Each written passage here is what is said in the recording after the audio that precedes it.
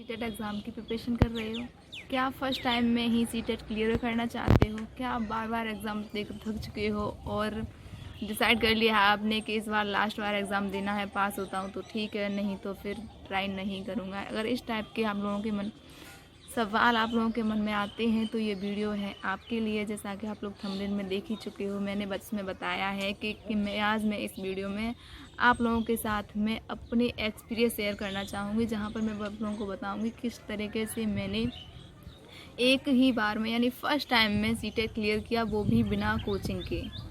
तो स्वागत करती हूँ आज आपके अपने चैनल सक्सेस मही क्लासेस में। मैं पाल एंड चलिए वीडियो स्टार्ट करते हैं। जैसे कि आप लोगों को भाई बहन आप लोगों को जानते ही हो कि सीटेट एग्ज़ाम जो इसका नाम है फुल फॉर्म क्या है, सेंट्रल टीचर एबिलिटी टेस्ट। लोगों को कहते हुए सुना है कि it is the very difficult exam. लोगों को बहुत ज़्यादा टफ लगता है कि ये एग्ज़ाम वाकई में इतना टफ है। मैं कहना चाहूँगी ये एग्ज़ाम इतना टफ नहीं है जितना कि हम लोगों ने इसे बना के रखा है। हम लोगों को लगता है कि टेट इससे ज़्यादा ईजी है, ऐसा कुछ नहीं। हर एग्ज़ाम भाई देखो, अगर टेट की बात करूँ तो वो स्टेट लेवल एग्ज़ाम है, ये क्या सेंट्रल लेवल एग्ज़ाम है। तो डिफरेंस तो होता है ये, लेकिन इसका मीन्स ये नहीं है कि हम उसे टफ नाम देकर उसका क्या करें, उसे एक तरह से अपने लिए क्या बना दें, बोझ सा ही बना दें। मेन चीज़ क्या होती है हमारे, यानी इस चीज़ को लोग ज़्यादातर क्यों क्वालिफाई नहीं कर पाते हैं या क्रैक नहीं कर, इस लोगों के क्योंकि इन्फॉर्मेशन नहीं, क्योंकि नहीं वही मैंने, अगर मैं अपनी पर्सनली आप लोगों को बात बताऊं तो जहां पर मैं रहती हूं तो वहां पर जब मैंने सीटेट एग्ज़ाम डाला तो लोगों ने मुझसे पूछा क्या कर रहे हो बीटीसी कंप्लीट के बाद। तो मैंने कहा सीटेट एग्ज़ाम के टेट की तैयारी नहीं की क्या, टेट का फॉर्म में अप्लाई कर दिया, टेट निकले थे। मैंने कि हाँ मैंने सीटेट का डाल दिया है, क्योंकि मैंने टेट का, जब टेट की वैकेंसी निकली थी, टेट के फॉर्म ऑनलाइन हो रहे तो उस टाइम मेरी बीटीसी कंप्लीट नहीं थी। लेकिन जैसे ही मेरा रिजल्ट आने वाला था, अप्रैल में आया था, हाँ अप्रैल में ही मेरा रिजल्ट निकला था बीटीसी फाइनल का, तो अप्रैल में ही, इस अप्रैल में लास्ट अप्रैल की बात कर रही हूँ, तो उसके जस्ट तुरंत बाद क्या ना सीटेट फॉर्म अप्लाई होने लगे, तो मैंने ना वो फिल कर दिया। तो लोगों ने कहा आपने टेट का एग्ज़ाम नहीं दिया? मैंने कहा नहीं, मैंने सीटेट का अप्लाई किया। अरे सीटेट क्यों किया, वो तो इतना टफ आता है, टेट का देते तो क्लियर भी हो जाता। तो बस इस टाइप की धारणा तो सुन के डर लगता कि पता नहीं क्या। भाई फर्स्ट टाइम दे रही थी। अगर गाइडेंस की बात करूँ तो सच में मेरे पास भी कोई गाइडेंस नहीं थी बिल्कुल भी। अपने घर में की बात करूँ तो मम्मी पापा के बाद में अपने भाई बहनों में मैं ही सबसे बड़ी हूँ। तो फिर जब मैंने फिर मन में एक कसकती सो तो होती ही थी कि क्या पता नहीं मैं इसे क्लियर कर पाऊँगी या नहीं कर पाऊँगी, कैसे प्रिपरेशन करूँगी। कोचिंग भी आसपास नहीं थी, मैं जहाँ रहती हूँ भाई उसके आसपास ना कहीं कोचिंग नहीं है, तो कोचिंग भी नहीं थी और कोई गाइडेंस करने वाला भी नहीं था। तो वाकई में मन में लगता था। इधर से लोगों के ये सुनना, अरे सीटेट क्यों कर रहे हैं आप, क्या अपने आसपास किसी ने किया है सीटेट जो तुम कर रही हो, सीटेट में क्या रखा है। या तो लोग इसलिए बोलते थे कि उन्हें सीटेट के बारे में कोई इन्फॉर्मेशन नहीं थी, नॉलेज नहीं थी, या फिर जो लोग, या फिर इसलिए बोलते कि उन्हें लगता था टफ। एक्चुअल में कुछ भी हो रीज़न, लेकिन वो लोग ना, हम उन लोगों के जब जैसे ही मैं लोगों की बात सुनती थी ना, तो मुझे ना बहुत ज़्यादा निराशा सा फील होती थी कि क्या करूँ, कैसे प्रिपरेशन करूँ। फिर मैंने डिसाइड किया, पापा जी से डिस्कस किया। पापा जी ने कहा आप अपनी प्रिपरेशन करो, आप कोचिंग जा। मेरे पापा जी लोग ऐसे बोलते, पापा जी ने कहा ठीक है आप एक काम करिए, कोचिंग चले जाया करिए, मैं कॉलेज में टीचिंग करती हूँ, कॉलेज छोड़ दो, अपनी कोचिंग तैयारी करो। मैंने कोचिंग छोड़ दूँ भाई, कोचिंग छोड़, अगर स्कूल छोड़ रही हूँ तो भाई स्कूल तो नहीं छोड़ सकती, स्कूल नहीं छोड़ सकती, स्टूडेंट की कोचिंग भी नहीं छोड़ सकती। क्या करूँ, कैसे प्रिपरेशन करूँ, अपनी भी कोचिंग कहीं बाहर जा नहीं सकती, क्योंकि कम से कम हमारे यहाँ से अगर कोचिंग की बात करूँ तो वही 15 किलोमीटर के समथिंग कोचिंग है। तो इतनी दूर कैसे डेली का रेगुलर आना जाना, तो ये सारी प्रॉब्लम्स थी मेरे साथ में। फिर मैंने डिसाइड किया कि मैं करूँगी अपनी क्या सेल्फ स्टडी के लिए मैंने क्या किया, तो मैंने सबसे पहले क्या, एक बुक खरीदी, अरिहंत की बुक खरीदी, क्या कंप्लीट कोर्स खरीदा। उस कंप्लीट कोर्स से मैंने क्या किया, वहाँ से मैंने ना रिपीट यानी लर्निंग वाला पॉइंट सिस्टम ही हटा दिया बिल्कुल भी। यानी मैं सीटेट की आप लोगों को बात बताऊं तो सीटेट में कोई लर्निंग वाला है ही नहीं है। सीटेट का ना टोटली, अगर कंपेयर की बात करूँ ना, मैं टेट या सीटेट मैंने दोनों ही एग्जाम दिए हैं, तो अगर दोनों में कंपैरिजन की बात करूँ ना, तो मुझे ना सीटेट ज़्यादा बेटर अच्छा लगता है। क्योंकि सीटेट में ना क्या है, बहुत ही आपकी थिंकिंग, आपकी रीजनिंग कैसी है उस चीज़ को डिमांड में रखा जाता है। जबकि टेट में क्या, कंटेंट आपसे मांगती हैं। कंटेंट अगर आपका क्लियर है, आपकी हर चीज़ यानी स्ट्रांग है, तो आप कर सकते हो। लेकिन अगर आप लोगों की चीज़ स्ट्रांग नहीं है तो भाई उसमें ना थिंकिंग नहीं काम नहीं करती। मान लीजिए मैथ के क्वेश्चन है, क्या आप मैथ के उसमें थिंकिंग लगाओगे, भाई उसमें तो फॉर्मूला चाहिए होगा, आपको करेक्ट आंसर चाहिए होता है। लेकिन जो ये चीज़ ना सीटेट में नहीं है। सीटेट में हाँ इस कंटेंट आते हैं, लेकिन आप लोगों को मालूम 50 मार्क्स की क्या पेडागोजी आती है, और यही सबसे इजी पॉइंट होता है इसका, या ये बोलूँ ये गोल्डन अपॉर्चुनिटी होती है हम लोगों के लिए अपने मार्क गेन करने की, कि यहाँ पर ना 50 मार्क की क्या होती है आपके पास में पेडागोजी होती है।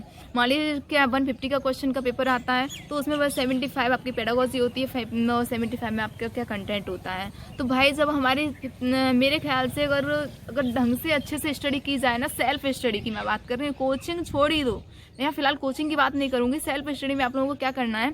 अगर पेडागोजी में अगर आपकी पेडागोजी अच्छी है, और आपकी पेडागोजी अच्छी हो सकती है और होती ही है भाई, हमें हमारी पेडागोजी में कुछ नहीं, हमारी थिंकिंग, हमारे आसपास पूरी चीज़ क्या हो रही है, उस चीज़ से क्या मिल रही है। मान लीजिए मैं बात करूँ इसकी, अब लेके चलती हूँ मैथ की, तो मैथ में बच्चे उसमें क्या है 50 मार्क्स की पेडागोजी आती है। अगर बच्चों को ये चीज़ आ रही है, आप कैसे उस चीज़ को क्लियर करोगे, यानी आप अपनी क्लास में रेगुलर तरीके से कैसे स्टडी करोगे, ठीक है। आप अपनी क्लास में रेगुलर तरीके से किस तरीके से स्टडी कर रहे हो, किस तरीके से आप टीचिंग कर रहे हो, आप बच्चों को कैसे पढ़ा रहे हो, कैसे उन्हें हैंडल कर रहे हो, किस तरीके से उनकी प्रॉब्लम सुन रहे हो, किस तरीके से उनकी प्रॉब्लम का समाधान कर रहे हो। तो ये सारी चीज़ें ना आपकी पेडागोजी में आती हैं। अगर आप पेडागोजी अच्छे से क्लियर कर लोगे, मैं कहूँगी पेडागोजी अगर किसी की अच्छी हो जाएगी ना, कम से कम उसमें 75 में से 60 मार्क्स तो क्लियर तरीके से मिल ही जाने हैं। और हम लोगों को पास होने के लिए कितने मार्क्स की ज़रूरत होती है, 90 होती है ना। अगर से वैसे तो ओबीसी के लिए क्या होता है 82 होती है, लेकिन मैं यहाँ कहना चाहूँगी 82 तो रखो ही मत, कि अगर 82 रखते हैं, वो जो कहते हैं ना कि 100 हम मान के चलते हैं तो 90 पर मार्क्स आते हैं, और 90 लेके चलते हैं तो 80 आते हैं। तो हम ना यहाँ पर 82 का तो सिस्टम हटा ही दो। अगर हमें सेंट्रल यानी क्या है यहाँ पर अगर 82 मार्क्स की क्या वो वैलिडिटी होती है, तो वहाँ पर हम सिर्फ स्टेट के लिए वो वैलिडिटी रह जाती है। यहाँ सीटेट की बात करूँ तो हमें ना 90 पे फोकस करना है, क्योंकि हम लोग ना जब स्टेट लेवल से निकलकर वो सेंट्रल में जाते हैं ना, तो जनरल में आ जाते हैं। जनरल में क्या है 90 की डिमांड होती है। तो ना सीटेट करने के लिए सबसे पहले ना अपनी पेडागोजी बेटर करो, और पेडागोजी बेटर करने के लिए क्या है, उस चीज़ को समझो, क्लास में कैसे टीचिंग चलती है, किस तरीके। अगर आप लोग टीचर हो ना, तो मेरे ख्याल से आप लोगों का टीचर होना, प्राइवेट टीचर होना, जैसे अभी आप टीचिंग कर रहे हो, तो एक तरह से वरदान है सीटेट करने के लिए, क्योंकि आप लोग ना उस चीज़ से पूरी की पूरी मिलती रहती है। भाई मुझे तो इससे बहुत प्रॉफिट हुआ, मैं टीचिंग कर रही हूँ 2015 से मैं टीचिंग कर रही हूँ जब, और आप लोगों को बिलीव नहीं होगा, क्लास 12th के जस्ट बाद ही मैंने टीचिंग करना स्टार्ट कर दी थी। यानी मेरे ग्रेजुएशन का रिजल्ट भी नहीं निकला था, तब तक रिजल्ट निकलना था कब, अगस्त में जाके, और मैंने जुलाई से ही कॉलेज ज्वाइन कर लिया था। इंटर कॉलेज में पढ़ा रही हूँ, इंटर कॉलेज वाले स्टूडेंट को। तो मेरे लिए बहुत बड़ी बात थी कि कोई भी लड़की भाई 12th करके निकल कर, जिसका ग्रेजुएशन का फर्स्ट ईयर का यानी रिजल्ट भी शो नहीं हुआ था, तब तो 12th वाले स्टूडेंट को पढ़ाई। उस दिन से लेकर मैं आज 12th तक के स्टूडेंट को पढ़ा रही हूँ। 5 साल हो चुके हैं मुझे एक्सपीरियंस, यानी 5 साल का मेरे पास एक्सपीरियंस है किसमें, टीचिंग लाइन में। तो ये चीज़ भी ना मेरे लिए बहुत ज़्यादा प्रॉफिट वाली हुई। तो फिर मैं बात करती हूँ इसकी, मैंने प्रिपरेशन कैसे स्टार्ट की। तो मैंने सबसे पहले ना बुक्स मंगाई, बुक से मैंने क्या रखा, वहाँ से कंप्लीट कोर्स लिया, यानी एक चैप्टर डेली पढ़ा, रीडिंग की, एक चैप्टर की अच्छे से रीडिंग की। ऐसा नहीं है कि रटा, मैंने रटना नहीं है भाई, मैंने अगर 10 लाइन की तो 10 लाइनों को समझा, 10 लाइनों को क्या उसे अच्छे से अंडरस्टैंड किया। उसके बाद में ना क्या उसे जैसे अंडरस्टैंड करने के बाद आप बुक्स खरीदो। चलो मैं इसी के अगर आपको समझाती हूँ। सबसे पहले ना क्या बुक लो खरीदी मैंने, बुक खरीदने के बाद में ना कौन सी कंप्लीट कोर्स वाली बुक में मैंने चैप्टर को पढ़ना स्टार्ट किया। सबसे पहले उसे चैप्टर को अंदर पढ़ने से पहले मैंने उसका टाइटल देखा, टाइटल क्या है, टाइटल में क्या कह रहा है, तो टाइटल को समझिए। टाइटल को समझने के बाद में उसकी जाइए उसकी भूमिका क्या है उसमें चीज़ में, यानी जो चैप्टर दे रहा है उस चैप्टर में, यानी वो नाम है तो उस चैप्टर में दे क्या रहा है, उसकी सामग्री क्या है, ठीक है। अगर आप उसकी विषय वस्तु क्लियर कर लोगे तो आपको चैप्टर समझने में कोई प्रॉब्लम नहीं होगी। इस तरीके से चैप्टर समझिए।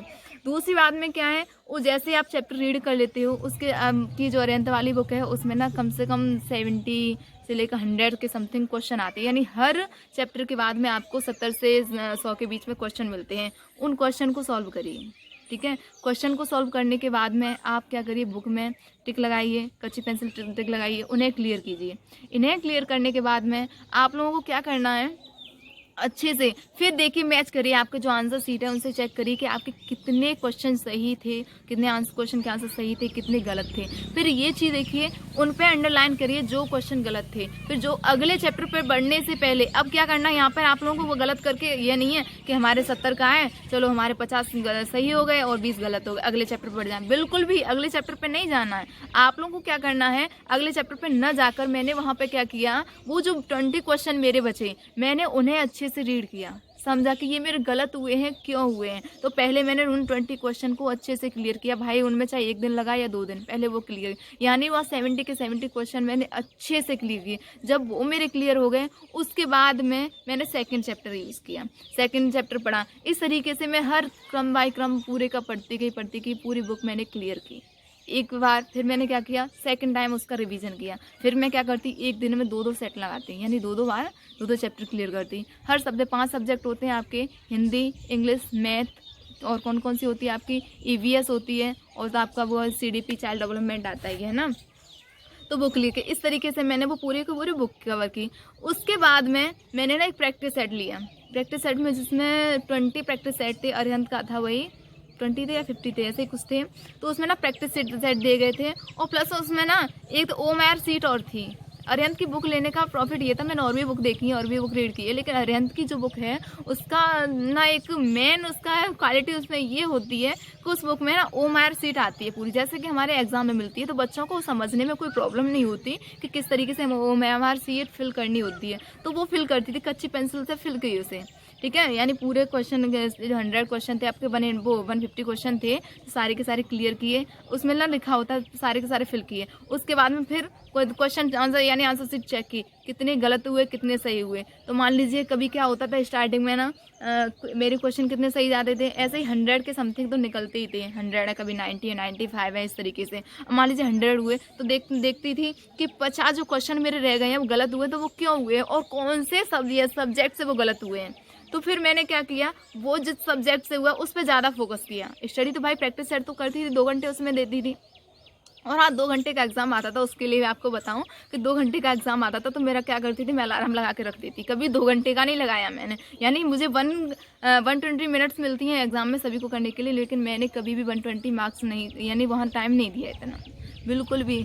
120 कितना भी 120 मिलता है या फिर कितना है आपका, नहीं, एक क्वेश्चन पे 1 मिनट है, यानी 150 इतना ही टाइम मिलता है। तो मैंने कभी इतना टाइम नहीं दिया, हमेशा ना टाइम 30 मिनट कम ही रखती थी, यानी जितना हमारी एग्जाम ड्यूरेशन होती है ना एग्जाम पेपर की, तो उससे ना 30 मिनट कम ही रखती थी, तब लगा के करती थी। और मेरा का ना पूरा का पूरा क्लियर हो जाता था अच्छे से। फिर बाद में जितने जो 50 क्वेश्चन मेरे बचते थे जो गलत हो गए, 50 या 45 या फिर कभी कभी तो 90 क्वेश्चन सही होते थे, तो 60 गलत होते जाते थे। तो वो चेक करती थी कौन सा सब्जेक्ट कौन से टॉपिक से ये मेरे क्वेश्चन गलत हुए। तो पहले तो 60 क्वेश्चन को कवर करती थी अच्छे से क्लियर, फिर उसके बाद जिस टॉपिक से जिस चैप्टर से मेरे अधिक गलत हुए हैं उस चैप्टर को दोबारा से रीडिंग करती थी। रीडिंग करने के बाद समझने के बाद में फिर क्या करती थी, नेक्स्ट प्रैक्टिस सेट करती थी। इसी की तरीके से मैंने पूरा का पूरा प्रैक्टिस सेट सॉल्व किया। यहाँ पर मैंने कोई भी कोचिंग नहीं की। हाँ, लेकिन इतना ज़रूर कहना चाहूँगी, मैंने कभी कभी यूट्यूब से जैसे कि फ़ोन मिल जाता तो कभी जब टाइम मिल गया, तो वैसे तो टाइम मिलता ही नहीं था सही बताऊँ फ़ोन यूज़ करने का, लेकिन कभी टाइम मिलता तो अध्ययन मंत्रा जो कोचिंग है, वाकई में ऑनलाइन जो कोचिंग चलाते हैं, तो मैंने उनकी ऑनलाइन तो कभी ही नहीं ली, लेकिन ऑफलाइन 2-4 क्लासें देखी थी, वाकई में गजब तरीके से उन्होंने स्टडी करवाई थी। तो मैंने कुछ मुझे उससे भी बहुत हेल्प मिली, या उससे और कुछ मेरी सेल्फ स्टडी से, तो दोनों से ही मैंने अपना सीटेट एग्ज़ाम बहुत अच्छे से क्लियर किया। तो आप लोगों को बस यही एडवाइस देना चाहूँगी कि आप लोग कोचिंग के पीछे मत भागिए। ये मत सोचिए कि हाँ मैं कोचिंग नहीं है, मैं कोचिंग नहीं कर सकता, मैं इसलिए बार रह जाता हूँ क्योंकि मैंने कोचिंग नहीं की। कोचिंग आपका साधन हो सकती है, आपका क्या हो सकती है, साधन हो सकती है, लेकिन साध्य नहीं। इस चीज़ को समझो भाई, मेहनत आप लोगों को करती है, कोई भी टीचर हो, कोई कुछ भी हो, आप लोगों को सिर्फ क्या है, कोई तरीका बता सकता है, कोई क्लू दे सकता है, लेकिन उस क्लू पर चलना आपको है भाई। राहगीर को कोई पथिक को कोई रास्ता बता सकता है, लेकिन उस रास्ते पर जाने का कार्य उस राहगीर का ही होता है। उस राहगीर को खुद जाना पड़ेगा रास्ते पर, तभी उसे मंजिल मिलेगी। तो क्यों भटक रहे हो भाई इधर उधर? अगर आप तैयारी कर रहे हो तो पूरे जोश के साथ तैयारी कीजिए। यहाँ पर ज़रूरी नहीं है आप लोग कोचिंग कर, आप सेल्फ स्टडी, जहां आप कोचिंग में 2 घंटे पढ़ते हो, कोशिश करो कि आप घर पर 4 घंटे पढ़ो।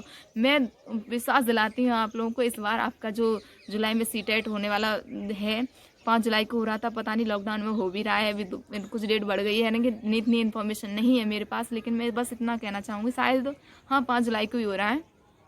बस इतना कहना चाहूँगी आपसे, प्लीज़ अपनी स्टडी कीजिए। ये इतना टफ नहीं है जितना हम लोगों ने इसे बना के रखा है। सीटेट बस इसमें आपकी या एबिलिटी मांगता है, ये आपसे थिंकिंग मांगता है कि आपकी रीजनिंग कैसी है, आप किसी बच्चे को किस तरीके से समझते हो और हो सके तो आप अपने क्या करें, अपने आसपास के बच्चों को बिठा कर उन्हें पढ़ाने की कोशिश करें, उन्हें भी पढ़ाएं, कैसे वो समझ रहे हैं। भाई यहाँ पर ना ये चीज़ बहुत ज़्यादा वैल्यूएबल है, उससे आप लोगों को बहुत ज़्यादा बेनिफिट मिलेगा। ये चीज़ आप तब समझोगे जब आप टीचिंग करने के बाद में जब सीटेट एग्ज़ाम दोगे ना, आपको क्लियर समझ में आ जाएगा। तो जो टीचर हैं तो भाई उनके लिए तो बोनस है ही है टीचिंग, तो वो तो अपनी प्रिपरेशन कर ही रहे हैं, और जो नहीं है उन्हें भी घबराने की जरूरत नहीं है, वो भी अपनी अच्छे से स्टडी करें और अपने एग्ज़ाम दें। अगर आप लोगों को कोई प्रॉब्लम है, हाँ अगर आप लोगों को ये वीडियो पसंद आती है तो आप लोग मुझे कमेंट करके ज़रूर बताएं, मैं आप लोगों को किस तरीके से एक और बात आप लोगों को बताना चाहूँगी, मैं आप लोगों के लिए कितना क्या कर सकती हूँ। तो यहाँ पर मैं आप लोगों को कहना चाहूँगी कि अगर आप लोगों का मुझे अच्छा रिस्पॉन्स मिलता है आप लोगों से, तो किस तरीके से आप लोगों को स्टडी करनी चाहिए, आप कौन सा पैटर्न अपनाना चाहिए, कि कौन सा टाइम टेबल रखना चाहिए,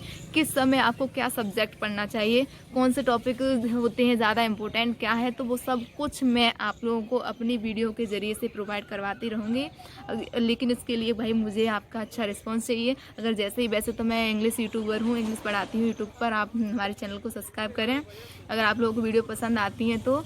और यहाँ पर मैं इंग्लिश और बायोलॉजी के कंटेंट क्लियर करवाती हूँ बच्चों को, 9 to 12 चल रहा है, कॉम्पिटिटिव एग्जाम की भी प्रिपरेशन करवा रही हूँ। अगर आपके आसपास कोई स्टूडेंट हो तो प्लीज़ उन्हें सजेस्ट कीजिए हमारे चैनल पर आने के लिए।